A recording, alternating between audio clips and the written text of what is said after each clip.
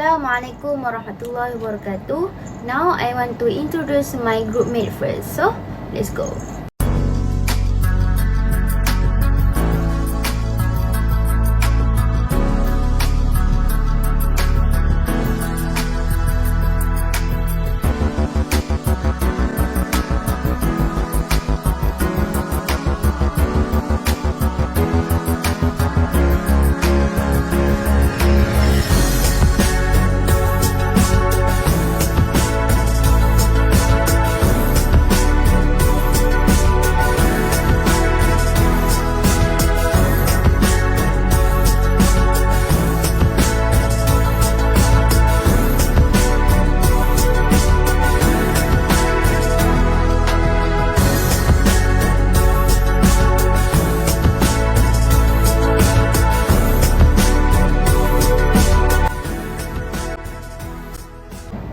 Alright, before I start the presentation, my name is Nur Sahira binti Badrun.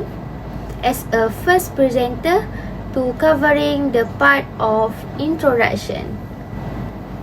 Furthermore, we would like to present the names of news channel which is SP or better known SAR Production. There are news covering in Malaysia such as Sport Report, Health Report, and the last is Road Report. The Sport Report by Nur Imanina Yusrina is about topic football club from Johor Darul Takzim in Liga Asia. Beside that, for the health part is covering from Fatima Azahra, is about topic pandemic COVID-19 in Malaysia. And the last reporter is Anur Fahima. She's covering Road Report.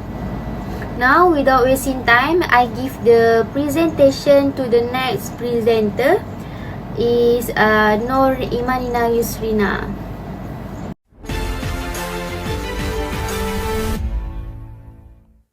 Johor Darul Takzim saw their dream start to the group stage come to an end against Kawasaki Frontale on match day 4. But if they can add to their points tally with a win today, they still have a massive chance to make history and qualify for the last 16. And they were given a helping hand by the Guangzhou FC defence early on. Up steps Bergson da Silva to give them a 1-0 lead with 15 minutes played. A little over a quarter of an hour later, Johor very much the team on the front foot, and Bergson da Silva in the mix, not once but twice. Nearly finding the back of the net with the header. Rebounds off the crossbar and then goes for the spectacular with the scissor kick, but can't keep the effort down. A for effort for the Brazilian though. 44th minute. Is Akhyar Rashid still going? Great little solo run. Can't get the shot off. Well, does, but it's a decent block in the end. Might have been a cross anyway. A wonderful bit of dribbling there, and very nearly the second goal just a minute later. Arif Aiman with the ball across the face of goal, and Akhyar Rashid nearly getting on the end of. Hi, I'm Nur Imanina Yusrina binti Yusof, your sport reporter. I will be covering the local sport news in Malaysia. Johor Darul Takzim JDT is back at the top of Group 1, the ASEAN Champions League ACL, after beating Guangzhou FC 2-0 at Sultan Ibrahim Stadium, Iskandar Puteri just now. Kawasaki Frontline 2-3 defeat at the hand of Ulsan Hyundai in another match put the group's rival back in the open.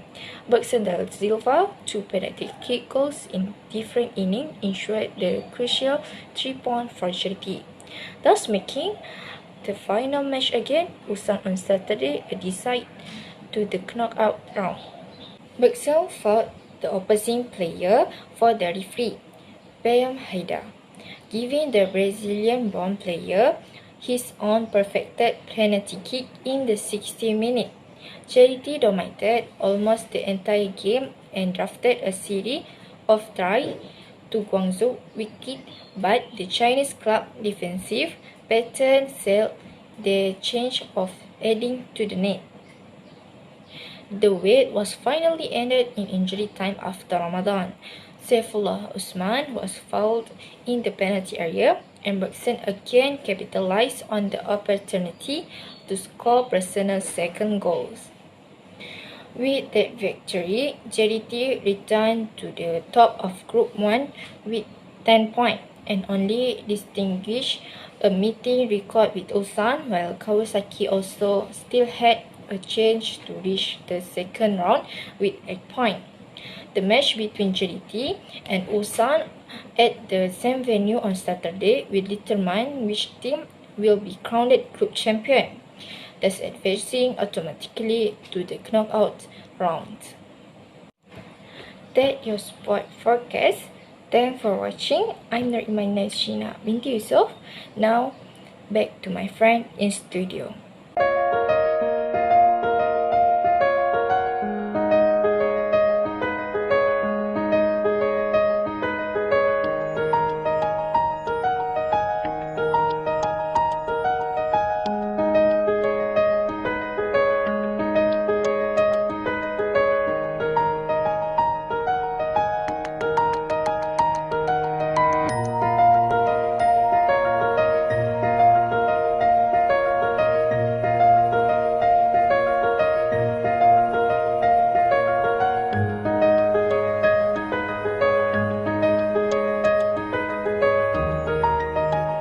Hello, welcome to Healthy News.